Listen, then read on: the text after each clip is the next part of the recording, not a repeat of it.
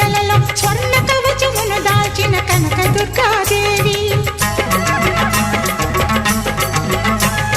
భవబంధాలను బాపే బాలా త్రిపుర సుందరి, నిత్యానందము కూర్చే అన్నపూర్ణాదేవి.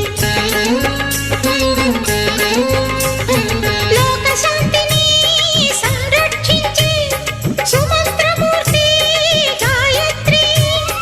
అక్షయ సంపదలెన్నో అవని జనులకందించి దివ్య రూపిణి మహాలక్ష్మి. విద్యా కవన గానమొసగు వేదమయీ సరస్వతి.